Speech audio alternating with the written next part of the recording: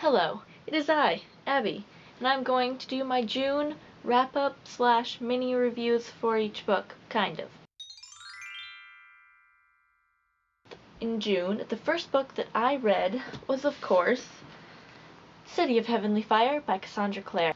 This is the last book in the Mortal Instruments series written by Cassie, and I must say, it was bittersweet to finish the series. I have been reading the Mortal Instruments series since I was,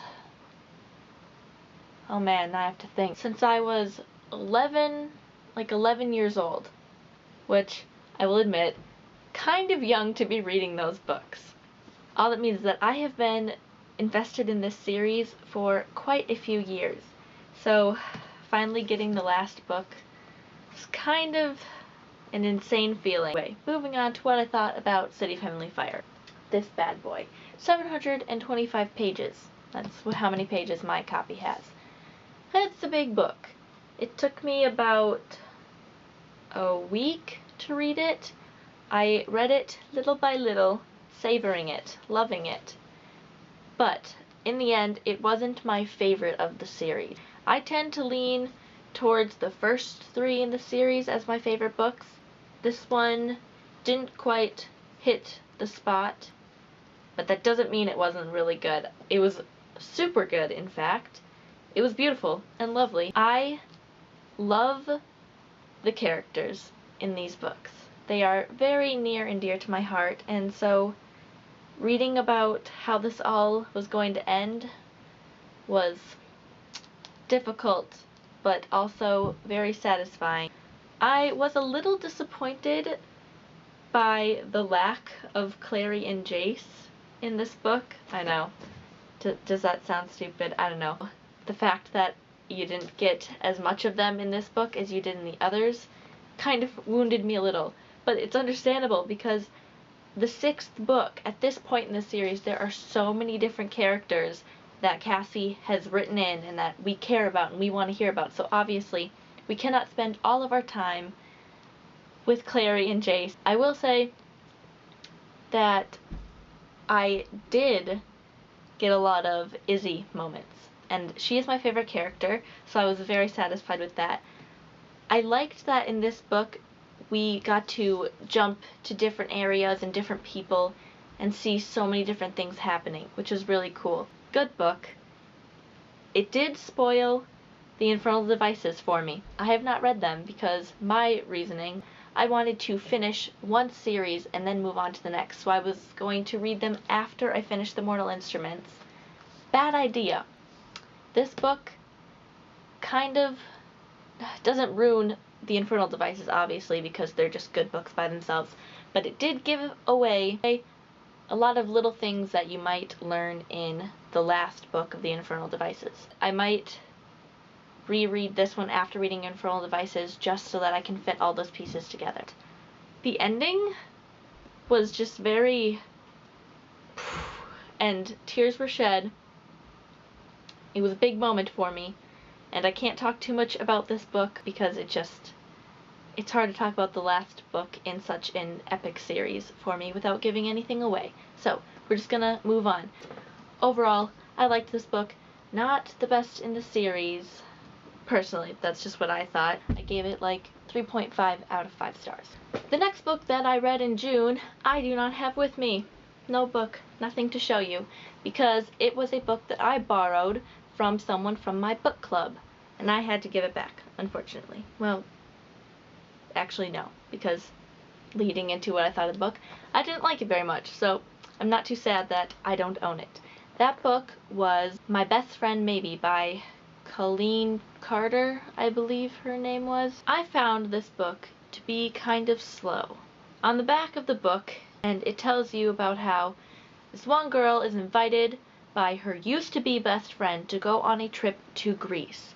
And there's this big secret that is going to be revealed on the trip of why she needed her former friend to come with, and why it was so important. So I was going into this book thinking like, okay, they're heading off on the trip and it's going to be this big mystery of like, why did we have to go to this trip?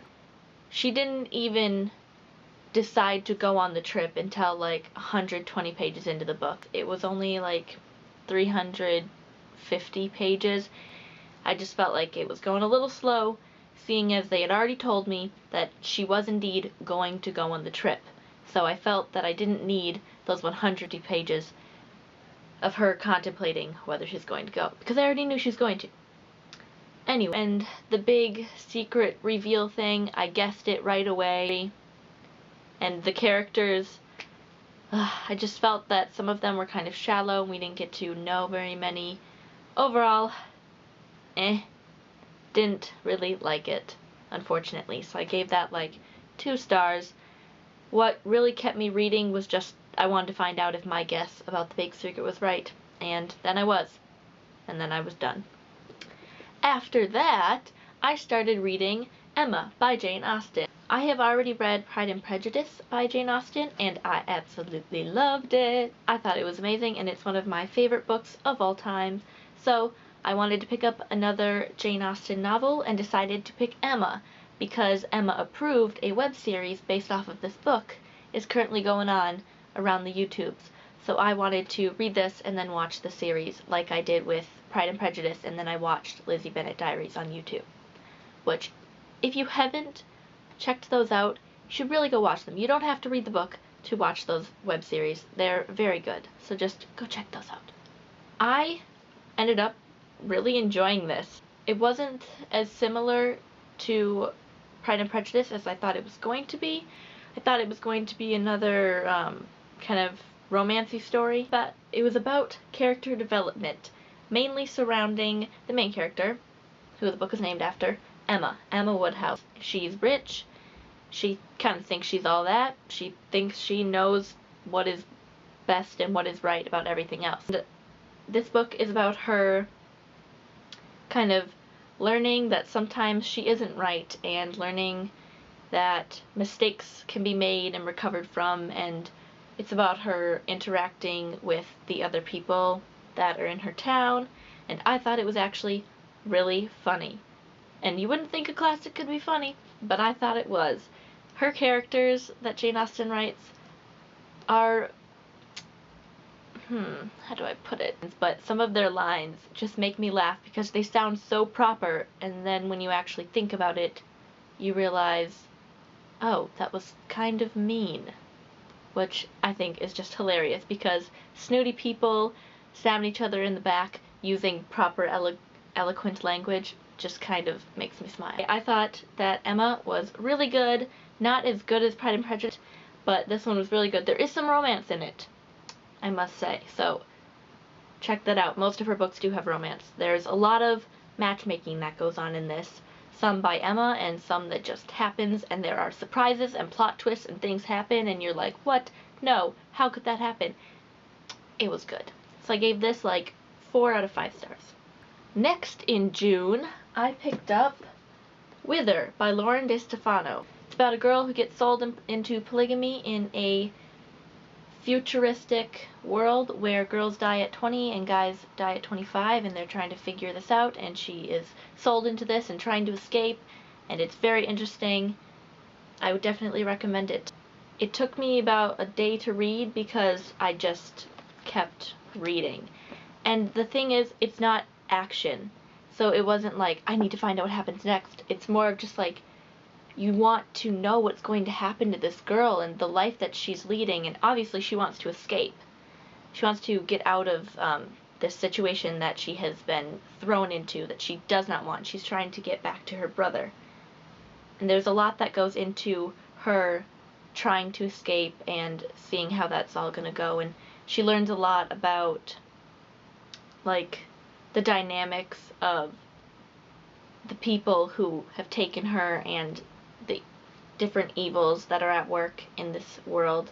And she just learns a lot, and it's really good. And I quite liked how the author made it really difficult to choose whether you hated or liked a character, because at one point you decide that they were the most awful person, and then soon you'd find yourself softening towards them and thinking, well, maybe they could redeem themselves, or maybe they aren't so bad in the end. and that was really fun to read, and I quite enjoyed this. I don't know if I'm going to pick up the sequel. I thought that the first book ended well. It wasn't a cliffhanger. It left you kind of wanting more to find out what could happen, but I was very satisfied, and I kind of just want to let my imagination decide what happened next. I liked this book. It's not very action-packed and like upbeat, crazy stuff, but it definitely keeps you turning the pages. I'm gonna give it like 3.5 out of 5 stars. Okay guys, I finally picked up Split Second, and I read it. Oh yeah, I did it. Are you proud of me? I'm proud of me. I was going to read this in May, as you might have seen from my previous videos, then I didn't. I really enjoyed this one. I'm not sure if I liked it better than the first one. I think they're both pretty equal.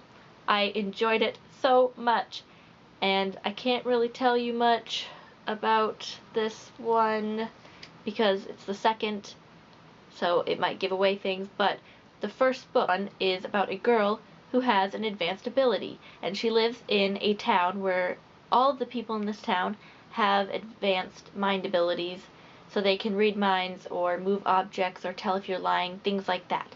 And she has a power that helps her look into the future to see the outcomes of decisions, which sounds a little confusing when I say it, but if you read the book, it'll make sense.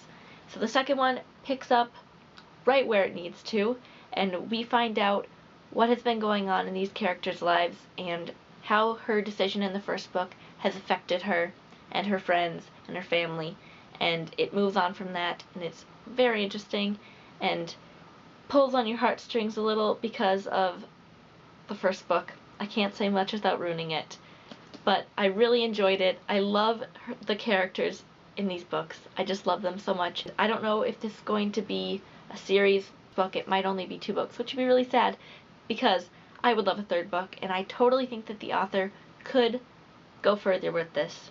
It ended beautifully. It ended where it could just be done, but I think that the world that she has set up could go so many different ways, and I would love to read about any of these characters. I quite enjoyed it a lot. So yeah, 4 to 5 stars for Split Second. And those were all of the books that I read in June. I read 5 books, which is pretty good. You'll be seeing me soon, hopefully with a review of We Were Liars by E. Lockhart. I hope you're having a wonderful day, and yeah, goodbye.